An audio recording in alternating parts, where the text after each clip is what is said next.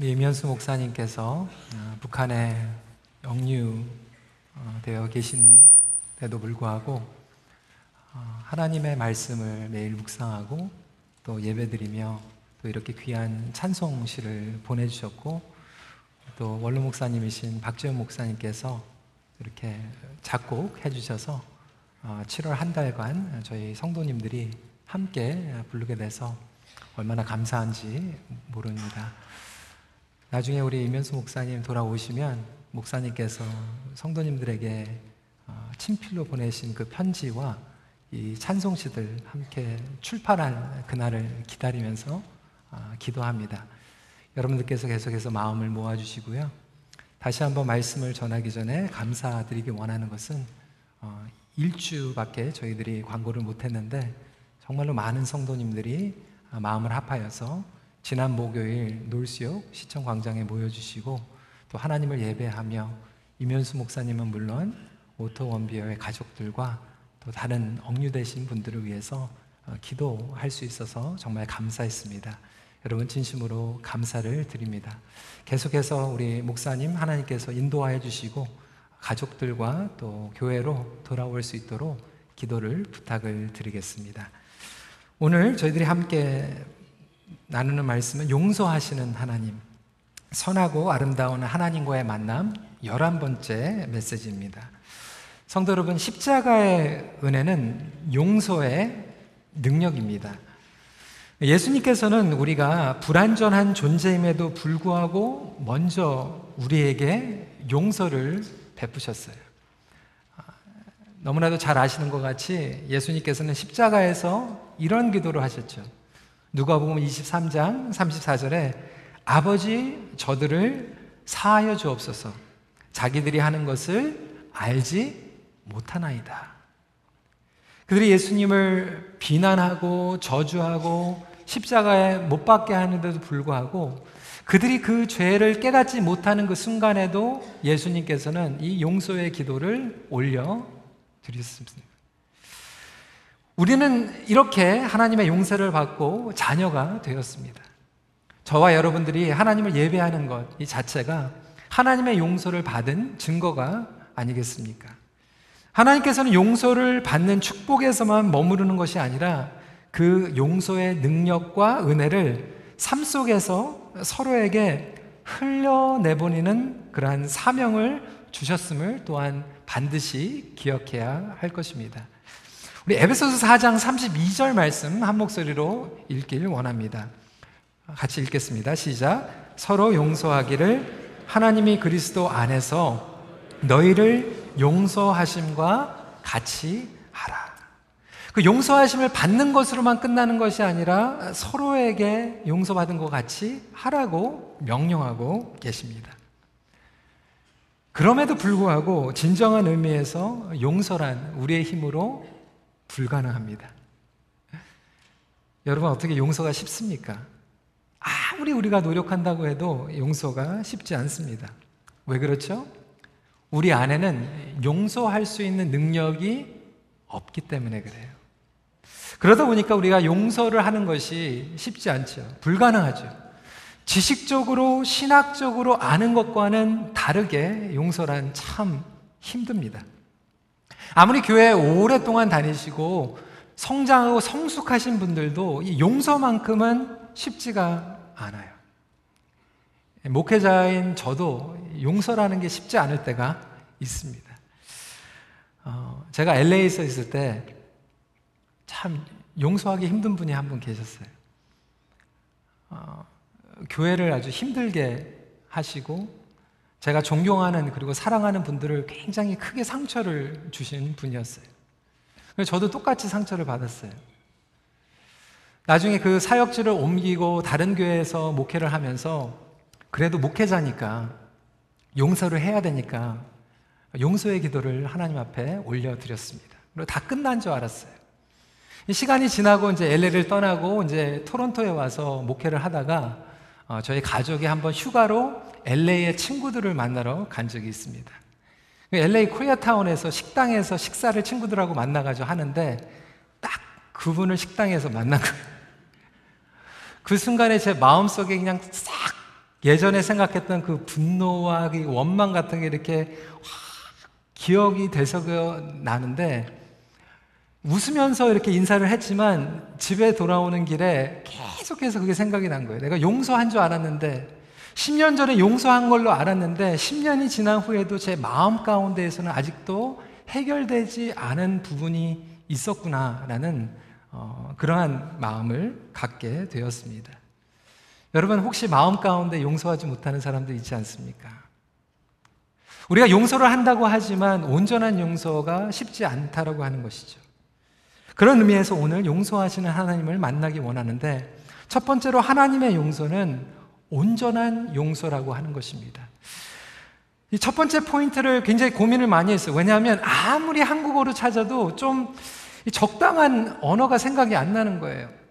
제가 오늘 EM에서 설교를 하면서는 뭐라고 얘기했냐면 God's forgiveness is total and complete forgiveness. 뭐 이러면 조금 이게 마음에 와닿는데, 하나님의 용서, 여러분 영어 이해가 되시죠? Total and complete forgiveness.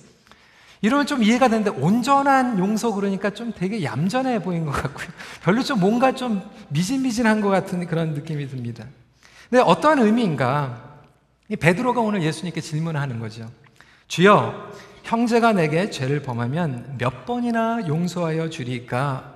7번까지 하오리까? 이렇게 물어보는 거예요. 여기서 베드로가 물어보는 이 7번이라고 하는 건 정말 하나, 둘, 셋 이렇게 해가지고 7번이 아니라 정말로 내가 할 수 있는 맥시멈 숫자 7이라고 하는 숫자, 그 정도 하면 되는 겁니까? 물어보는데 예수님께서 말씀하시는 것은 네가 할 수 있는 맥시멈으로 진정한 용서를 할 수 있는 것이 아니다. 그런 의미에서 22절에 7번뿐 아니라 7번을 70번까지로도 할지니라 라고 말씀하고 계십니다. 이게 정말로 숫자로 실하는 게 아니에요. 490번 세가지고 490번 넘으면, 아무리 잘못했다고 해도 490번 이렇게 잘못할 수 있는 경우는 참 드물지 않습니까? 제가 이렇게 얘기했더니 우리 EM에 있는 커플들이 그렇게 얘기했나요? 그러니까 부부로 몇십 년 살다 보면 이게 490번을 넘어갈 때가 있다라고요.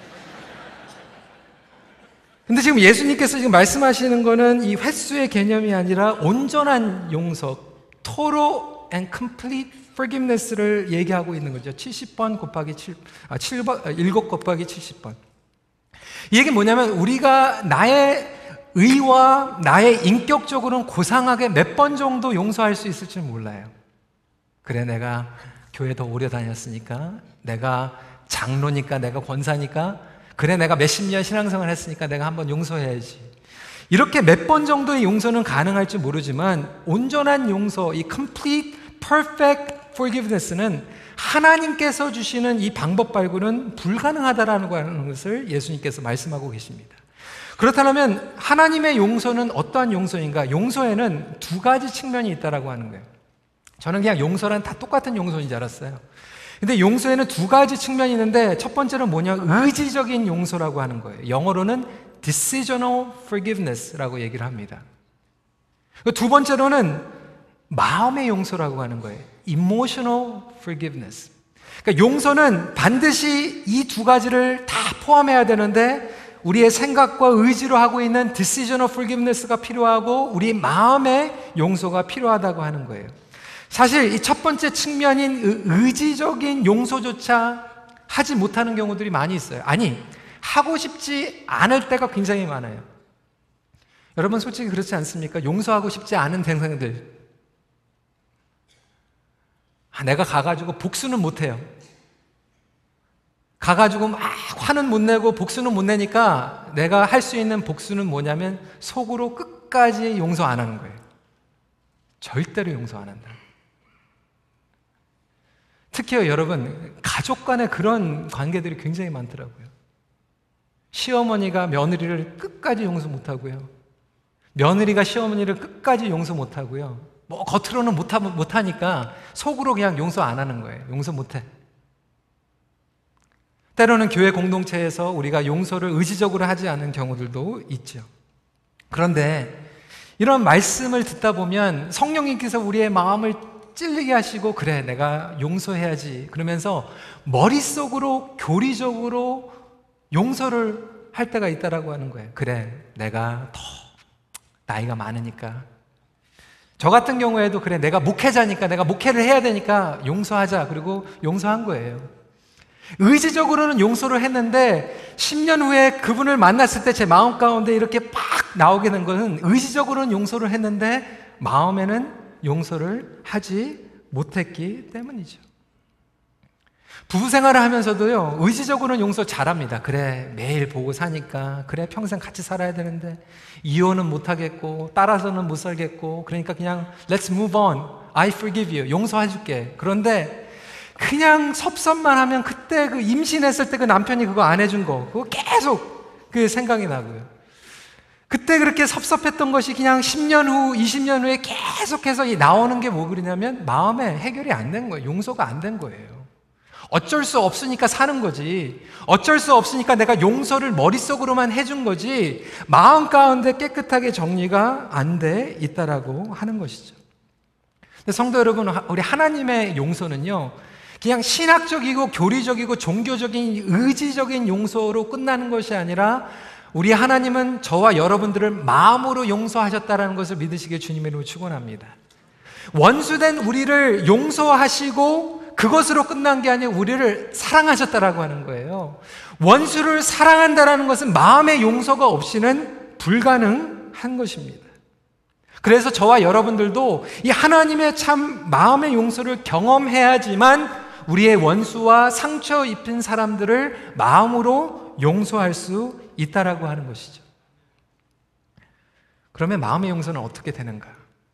첫 번째로, 마음의 용서는 마음속에 앙금이 치유되고 지워질 때 가능합니다. 이 앙금이라고 하면 뭐냐면, 영어로는 grudge, 붙잡고 있는 거예요. 그래, 나한테 상처 줬지? 한번 보자. 계속해서 그것을 붙잡고 있는 거죠. 근데 하나님의 용서는 진정한 용서이죠. 하나님께서는 우리의 죄 때문에 독생자 예수 그리스도를 이 땅에 보내셨고 십자가의 희생으로 말미암아 우리를 용서하셨는데, 하나님은 그것을 앙금을 갖고 우리를 받아주시는 게 아니라고 하는 거예요. 우리가 하나님을 만날 때, 그래, 너의 죄 때문에 내 아들을 희생시킬 수밖에 없었어, 그걸 계속해서 기억시키고 그걸 가지고 붙잡고 있는 앙금을 가지신 하나님이 아니라고 하는 것입니다. 하나님은 우리 죄를 알고 계시지만 잊어버리기로 작정하신 분이심을 믿으시기 바랍니다. 옛날에 아주 유명한 목회자 그리고 신학자 이런 얘기를 했어요. 천국에 가면, 저와 여러분들이 천국에 가면 그냥 We have eternity, 그냥 영원토록 그냥 하나님과 있으니까 하나님께서 이렇게 하실 거라는 거예요. 저와 여러분들을 다 모아놓고 이제 우리의 일생을 한 사람씩 번갈아 가면서 비디오 테이프를 틀어주는 거예요. 우리 장로님 일생 테이프를 먼저 쫙 보고 나서 순서대로 다 지난 다음에 이제 제 일생 테이프도 우리 성도진들 앞에서 딱 이렇게 틀어준다고 생각을 하세요. 여러분, 저는 절대로 원치 않습니다. 내가 혼자 있어 연약하고 부족하고 나의 죄, 그런 모든 것들이 다 드러난다고 생각을 해보세요. 얼마나 끔찍스러웠습니까? 그것이 과연 천국일까? 근데 세계 신학자, 유명한 조직 신학자인 미로슬라프 볼프 교수님은 천국이란 하나님께서 그것들을 다 아시고 계시지만 그 모든 것들을 아예 의지적으로 마음속으로 잃어버리고 잊어버리고 용서하신 것이 천국이라고 하는 거예요. 하나님께서 우리의 부족함을 다 알고 계시지만 잊어버리기로 작정하셨다라고 하는 것이죠. 마찬가지로 저와 여러분들의 삶 가운데에서도 이러한 하나님의 천국의 기쁨과 평강이 드러나려면 우리가 마음 가운데 붙잡고 있는 이 앙금을 풀고 치유하고 회복받아야만 천국의 기쁨을 자유함 가운데서 누릴 수 있다라고 하는 것입니다. 누구나 다 공감하시는 부분일 거예요. 그런데 왜 우리는 이 앙금이 치유되지 않을까요? 잊어버리고 싶어요. 자유하고 싶어요. 그런데 바로 사단이 우리로 하여금 그렇지 못하게 한다라고 하는 거예요. 잊을만 하면 계속해서 생각나게 하는 거예요. 용서하지 못하게 방해하는 거예요. 십자가의 능력과 화목의 능력이 용서를 통하여서 흘러가게 하나님께서는 그러한 법칙을, 영적인 법칙을 우리에게 허락하여 주셨는데 그것을 누리지 못하는 것이 사단의 계략이라고 하는 것이죠.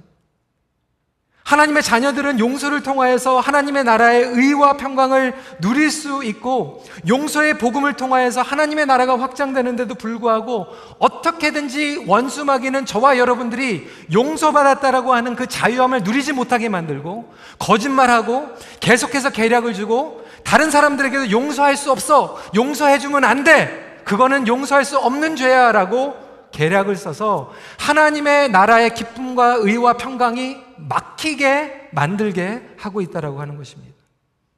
여러분 18절 말씀 같이 한 목소리로 읽도록 하겠습니다. 시작. 너희가 땅에서 매면 하늘에서도 매일 것이요 무엇이든지 땅에서 풀면 하늘에서도 풀리리라. 이 사단의 계략과 거짓말 때문에 우리의 삶 가운데에서 관계가 막혀져 있는 부분들이 많이 있지는 않습니까? 오늘날 부부관계가 하나님의 그 천국의 능력을 경험하지 못하고 막혀져 있어요.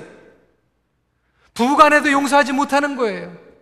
교회 안에서도 심지어는 서로 용서하고 화해를 해야 되는데, 그때 기분 나빴던 거, 그때 상처받던 거 아직도 붙잡고 마음 가운데 앙금을 가지고 있는 성도들, 그러한 목회자들, 지도자들 얼마나 많이 있습니까? 그것이 사단이 기뻐하는 것이라고 하는 것이죠. 혹시 성도 여러분, 저와 여러분들이, 우리의 가정이, 우리의 공동체가 이 사단의 장난놀이에 억눌려 있지는 않습니까? 그렇다고 해서 천진난만하게 모든 것들을 다 잊어버리라고 하는 것이 아니에요. 앙금을 없앤다는 개념은 정죄치 않는다라고 하는 거예요. 그리고 매일 주님 앞에 나아가서 치유를 받기를 소원할 때 치유를 받음으로 하나님 안에서 자유하게 되는 놀라운 능력이 우리의 삶 가운데 임할 줄 믿으시기 바랍니다. 그것을 치유받지 못하면 여러분들의 앙금이 독소가 된다라고 하는 거예요. Our grudge becomes poison. 썩어 들어가게 만들다게 하는 것이죠. 오히려 우리에게 상처 준 사람은 자유 가운데 하나님의 용서받고 하나님의 은혜 가운데서 신앙으로 성장하고 성숙하고 있는데, 우리는 10년 전에 20년에 있었던 것을 아직도 붙잡고 앙금이 남아서 우리는 그 죄와 상처의 감옥에 갇혀서 그렇게 트랩돼 가지고 올무에 매여 있는 성도들이 너무나도 많이 있다라고 하는 것이죠. 두 번째로 마음의 용서는 자신을 내어줄 때 가능합니다. 용서를 영어로 forgive라고 얘기를 합니다. 근데 forgive라고 하는 뜻은 뭐냐면 to give라고 하는 뜻이에요. 그러니까 용서를 하기 위해서는 나 자신을 내어 주어야만 가능하다라고 하는 것입니다. 나의 자신을 누구에게 줄 때 그것이 진정한 용서라고 하고 있고, 나 자신을 하나님 앞에 바쳐 드릴 때 진정한 용서의 능력을 우리에게 부어주신다라고 하는 것입니다. 그래서 필립 얀시는 이렇게 얘기했죠. 용서는 향수병에서 품어낸 향수처럼 세상에 뿌려지는 달콤하고 순정적인 이상이 아니라, 용서는 아프도록 고통스러운 것이다. 예수님께서는 저와 여러분들을 용서하시기 위해서 자신을 내어 주셨습니다. 내 자신을 내어주지 않고서는 진정한 용서는 불가능하다고 하는 거예요.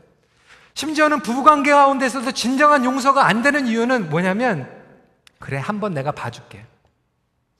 봐줬는데 그 다음에 또 상처를 주는 거예요. 그러면 그때는 상처가 더 깊어집니다. 왜 그렇습니까? 계산하고 있기 때문에. 한 번, 두 번. 연수가 늘어날수록, 이 사건이 많이 늘어날수록 앙금이 해결이 되는 것이 아니라 더 깊어지고 오히려 독소가 되는 거예요.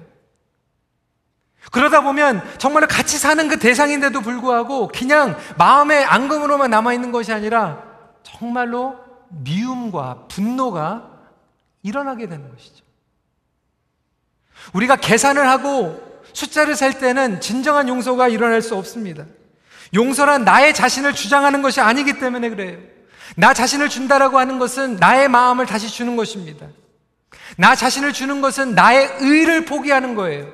나의 자존심을 포기할 때, 나의 도덕적인, 나의 권리를 주장하지 않을 때 진정한 용서를 경험할 수 있게 되는 것입니다. 어떤 경우에는 예전에 교회 생활을 하면서 상처를 받았어요. 목회자에게 상처를 받았어요. 아니, 성도에게 상처를 받았어요. 이제 새로운 공동체로 오게 되는 거죠.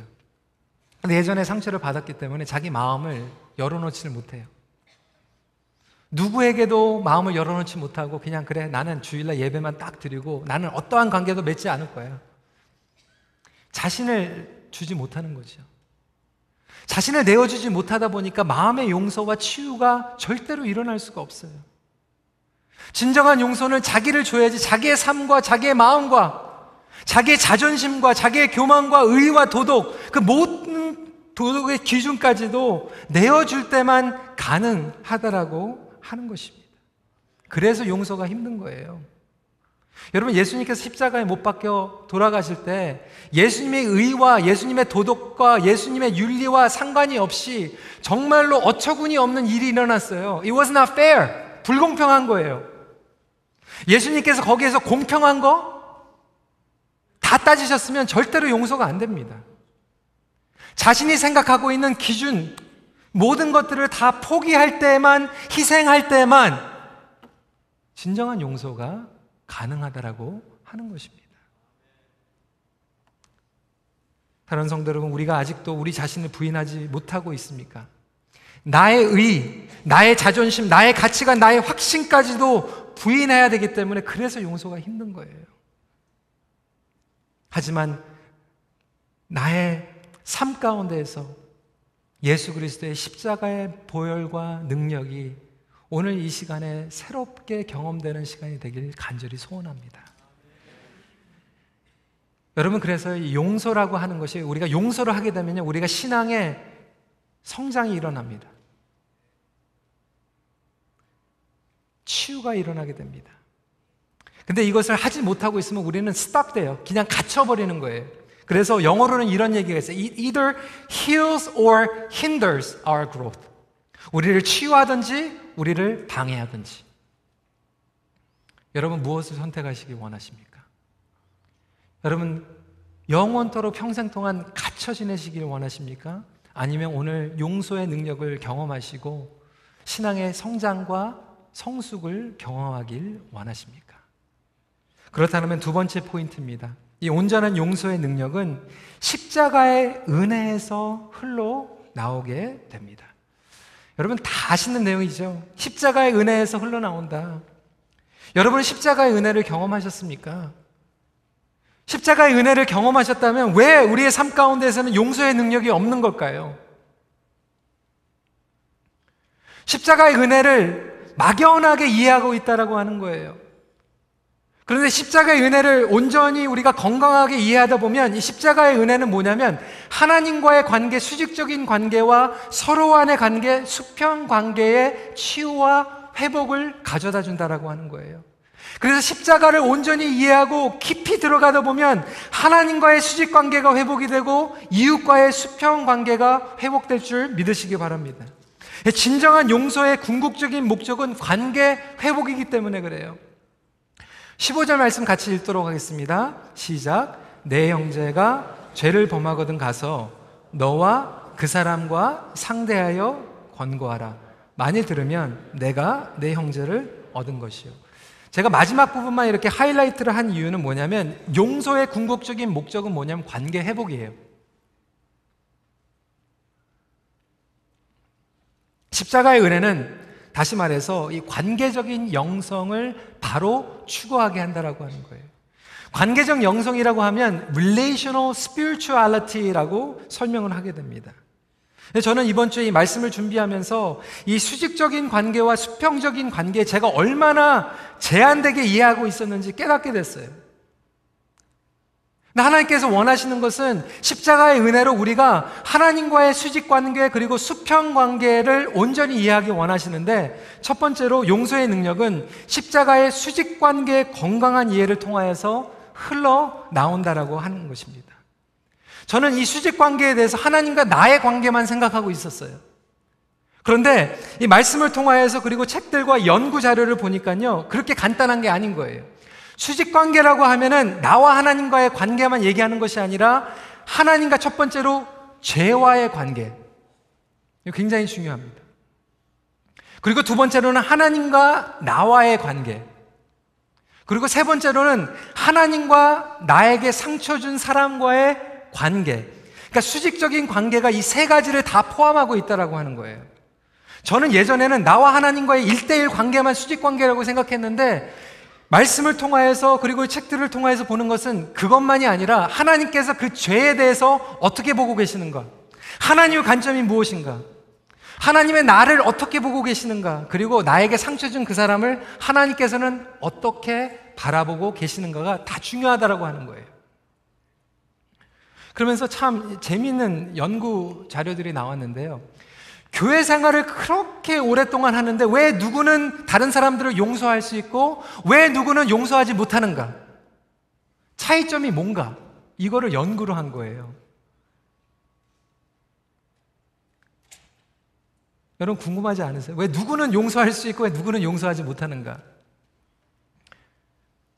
용서하지 못하는 경우에는 어떤 경우냐면 나와 하나님과의 그 관계에서 그냥 갇혀져 있는 거예요. 하나님 어떻게 나한테 이런 상처를 주실 수 있습니까? 하나님 왜 나를 버리셨습니까? 하나님 내가 이렇게 기도 생활 열심히 하고 이렇게 봉사를 했는데 왜 나에게 안 좋은 일이 생겼습니까? 그냥 자기에게 갇혀져 있는 거예요. 그런데 이 연구 결과를 보니까 다른 사람들을 용서할 수 있는 사람들은 어떤 관점을 가지고 있냐면 하나님께서는 그 잘못된 것의 죄에 대한 어떠한 성경의 약속을 가지고 계시는가? 아무리 억울하고 잘못된 나에게 상처를 준 죄라도 하나님께 회개하고 용서를 빌면 하나님께서 용서하지 못하는 죄가 없다라고 하는 것을 깨닫게 되는 거예요.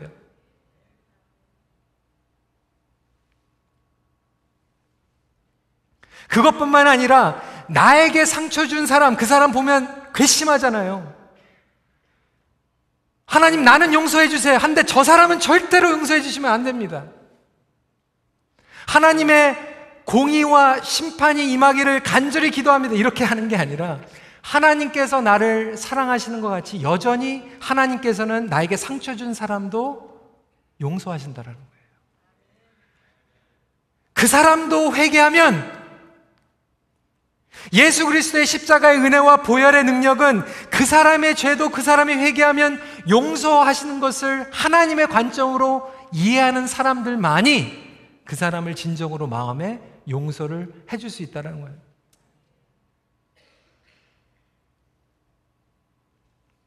여러분 많은 크리스천들이요 용서하지 못하는 이유가 바로 그거예요. 나와의 하나님과의 관계는 계속 하나님 나 용서하여 주시옵소서. 어떻게 나에게 이런 일이 있습니까?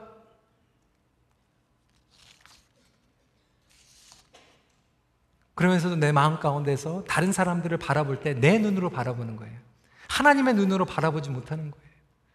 온전한 이 수직 관계가 회복이 된다는 것은 하나님과 나의 관계만 회복되는 것이 아니라 하나님과 가해자의 관계에서도 하나님과의 죄의 관계에서도 올바른 성경적인 관점이 회복될 때만 가능한 줄 믿으시기 바랍니다. 그러고만 끝나는 게 아니라요. 이 수평 관계가 또 건강해야 된다고 하는 거예요. 두 번째로 용서의 능력은 십자가 수평 관계의 건강한 이해를 통하여 흘러나온다고 하는 거예요. 내가 온전히 수직 관계를 통해서 하나님과 해결을 받고 하나님과의 관점으로 죄를 바라보고 하나님과의 관점으로 나에게 상처 준 사람들을 바라볼 때 수직 관계에서 끝나는 것이 아니라 이것이 이제 수평 관계로 흘러나가게 되는데 가장 먼저 중요한 게 뭐냐면 자신과의 관계라고 하는 거예요. 여러분 저와 여러분들이 먼저 용서를 받아야 됩니다. 하나님께서는 저와 여러분들을 진정하게 용서해 주신다라고 하는 거예요. 나의 행동만 용서해 주시는 건 아니라 우리가 회개하며 나갈 때 나의 생각의 죄, 나의 마음의 죄까지 용서해 주시는 분임을 믿으시길 주님의 이름으로 축원합니다. 그럼에도 불구하고 나의 개인과의 관계가 해결되지 않는 분들이 너무나도 많아요. 나는 더러운 사람이야. 나는 용서받을 수 없는 사람이야. 나는 하나님 앞에 나갈 수 없는 사람이야.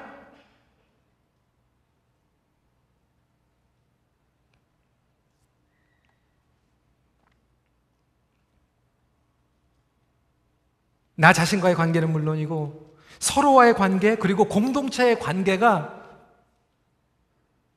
건강하게 구분이 되어야 된다고 하는 거예요.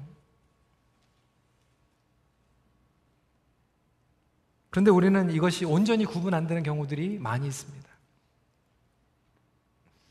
그 책에 보니까 이런 설명을 하는 거예요. 죄송한 표현입니다. 어느 가정의 이야기예요. 부부. 근데 아내가 외도를 했어요. 딴 남자하고. 이 남자 집사님이 그냥 엄청난 충격에 빠져들게 됩니다. 아내가 집을 떠난 거죠. 몇십 년 동안 결혼 생활을 했는데 실패한 것 같아요. 자기 아내에 대한 배신감과 그 실패가 이 집사님을 완전히 무너뜨리는 거죠. 그래, 나는 아무것도 할 수 없는 사람이야. 자신의 자존감과 자신의 사명감과 하나님과의 관계가 무너지기 시작하니까 그동안에 오랫동안 직장 생활을 하면서 그렇게 탁월하게 했던 사람이 화가 나니까 가가지고 정말 중요한 클라이언트가 자꾸 이렇게 귀찮게 하니까 그냥 상을 엎어버렸어요. 중요한 클라이언트를 잃어버리니까 프로젝트를 잃어버리고 회사에서 파이어 됐어요. 어느 날 교회에 왔는데 그냥 교회에 와가지고 누가 그냥 기분 나쁜 얘기를 하니까 교회에서도 그냥 소리를 버럭 지르면서 이제 교회도 안 나가게 돼요. 아내가 외도를 했는데 자신이 무너지고 직장이 무너지고 공동체가 무너지는 거예요. 제가 보니까 이런 개인과의 관계, 부부와의 관계, 주위와의 관계, 공동체의 이 관계가 구분이 안 되는 그러한 미성숙함이 우리의 삶 가운데서 굉장히 많이 있다라고 하는 거예요. 여러분, 제가 자녀들 키우면서 이런 거 경험 많이 해요. 여러분, 딸이 둘이 있잖아요. 티네이지거든요. 어쩔 때는 가가지고 학교에서 기분 나쁜 일이 있어요. 친구하고 싸운 거죠. 집에 와가지고 이제 식사하면서 How are you? How was your day? 그러면은 fine 그렇게 얘기해요. 괜찮다고. 근데 식사하다가 그냥 엉뚱한 얘기를 하다가 갑자기 그냥 화를 확 낼 때가 있어요. 왜 그러는가? 근데 나중에 알고 봤더니 자기 친구하고 싸운 거거든요. 친구하고 싸웠으면 친구하고 해결해야 되는데 왜 저한테 그래요?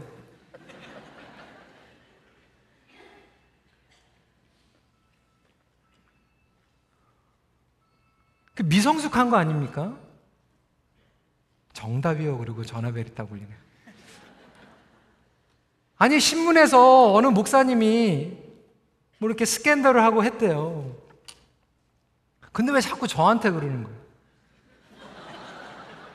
아니, 예전에 20년 전에 교회에서 상처를 받았는데 여기 와가지고 계속해서 얘기할 때면 그때 그 사람이 그 얘기한 것 때문에 상처를 받아가지고 새로운 교회, 새로운 공동체에서 똑같은 얘기를 계속해서 반복하는 게 이 구분이 안 됐기 때문에 그렇다고 하는 것이죠.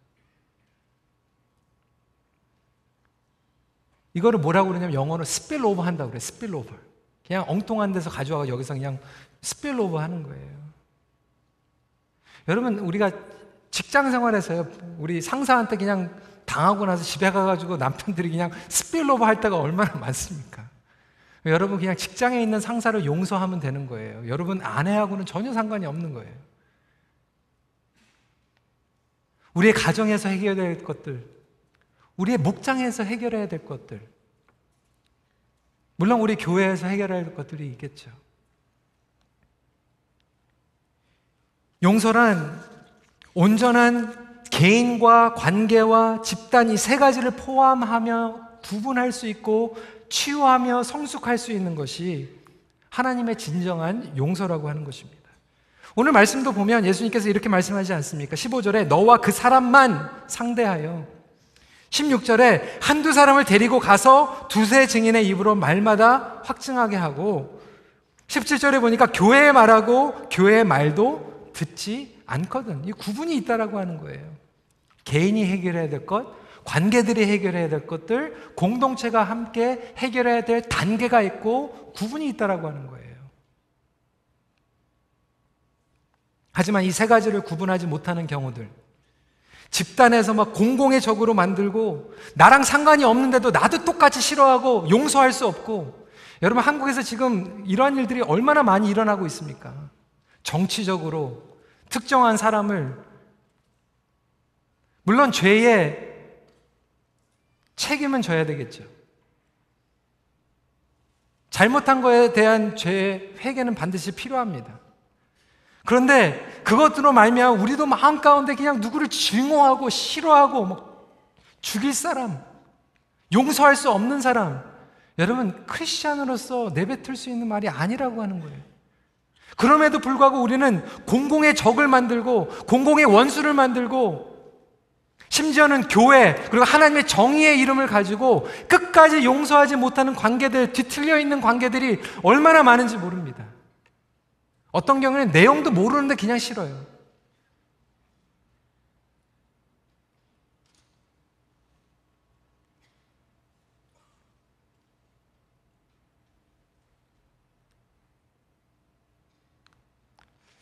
저도 목회를 하면서요, 그런 일들이 참 많이 있더라고요.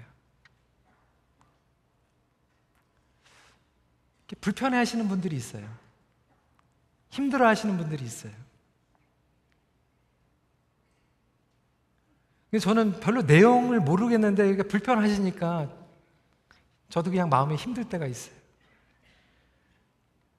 근데 나중에 생각해 보면요, 물론 제가 정말 잘못해가지고 잘못했다고 얘기할 필요도 있겠지만, 어쩔 때는 그냥 저랑 상관이 없이 그냥 그분이 불편하실 때가 있어요.